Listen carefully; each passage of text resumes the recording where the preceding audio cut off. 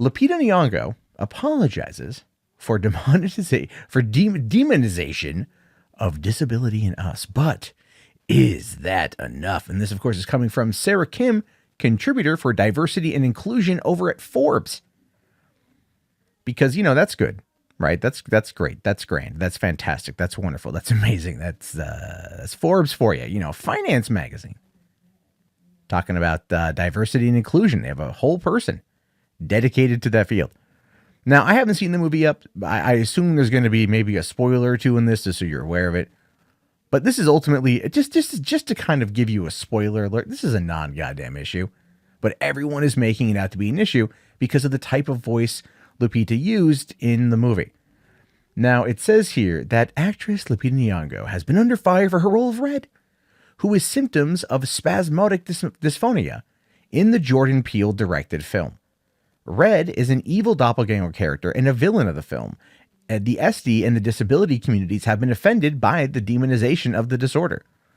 Now, one could simply assume by seeing the movie that her voice is just crazy. She modeled it after this particular disorder, but that's not necessarily meaning to be done in a mocking way. People can have this type of vocal disorder and still be raging psychopaths. It's not the end of the goddamn world. But if you're a Forbes, you're upset about this. Now, the film premiered in March and landed with the biggest weekend opening of a premiere movie, of an original horror film, $70 million.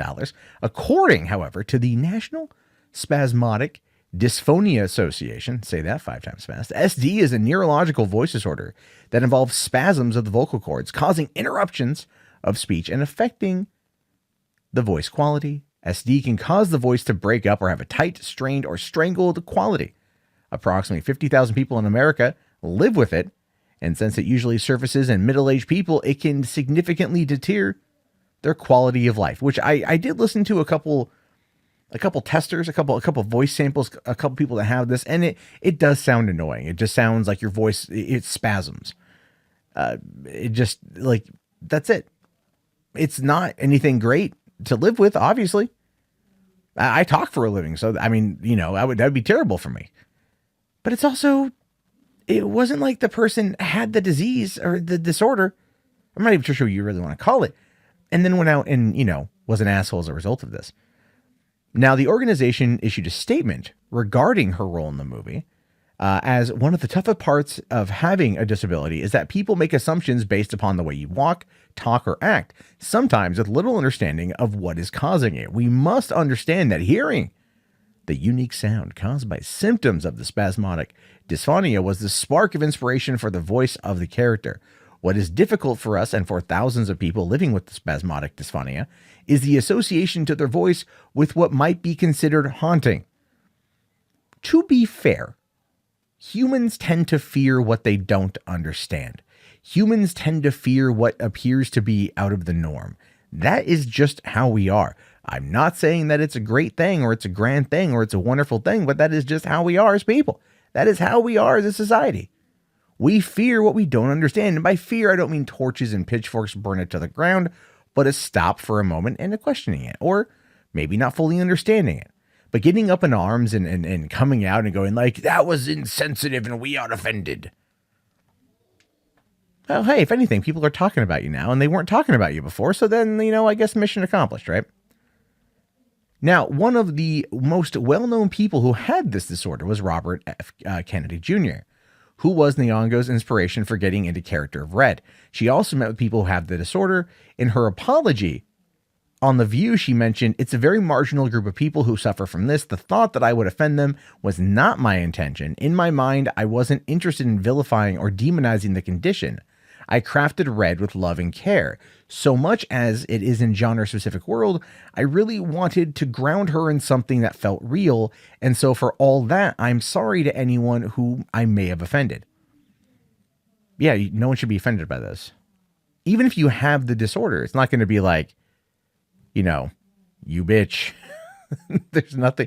She wasn't coming at it like treating it like that was the reason why Red's character is evil and maybe kills people. I haven't seen the movie yet, so I have no idea. Now, respectability. a nonprofit organization dedicated to fighting stigmas against disabilities, responded by saying, "We hope Nyong'o will use this experience to continue uplifting all marginalized groups, including the 1 in 5 people who live with disabilities. In general, the Hollywood practice of using disabilities primarily to villainize people or to show them as objects of pity needs to end." Well, all things considered, was she showing them off as pitiful? Was that a part of the movie? Was her disability, was the vocal disability, was it the reason why she was the villain in the movie?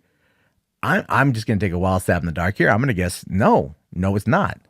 In no way is that the case. But of course, leave it to people to come out there and find a way to use it to get mad.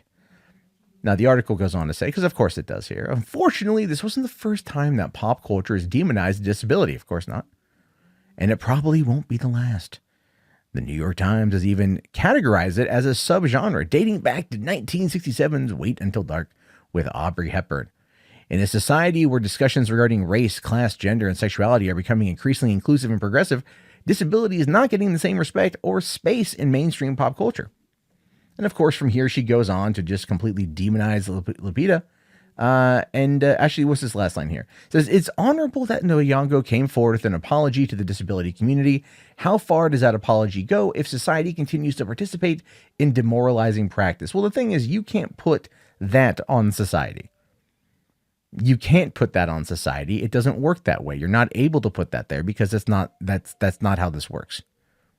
It's a person by person basis. Now, the idea here ultimately is to start a conversation, to get people talking about it, and then to have them remain conscious about what they say or how they act or anything else in this regard. Like, that would be the right course of action. But unfortunately, someone like Sarah Kim here is not going to be pushing that. It's so guilting. This whole article is full of guilt tripping. It's just like, oh, she apologized, but it wasn't good enough. And that's why we on this side of the coin say never apologize to these people. Never apologize. Never apologize. If you apologize, they own you. They do. They own you. Because they'll just come back and say, well, it wasn't good enough. And it's not just the social justice warriors either. It is people on the right as well. You apologize. They never think it's good enough. They still want to lord it over your head. That's what they do. That's what these people do. And they know who the hell they are because they know that it gets a reaction. So you never apologize. That's the key thing to take away here is you never damn apologize to these people because fuck them. You don't owe them anything. Are they a directly aggrieved party? No, fuck them. Fuck them. Fuck them. Fuck them.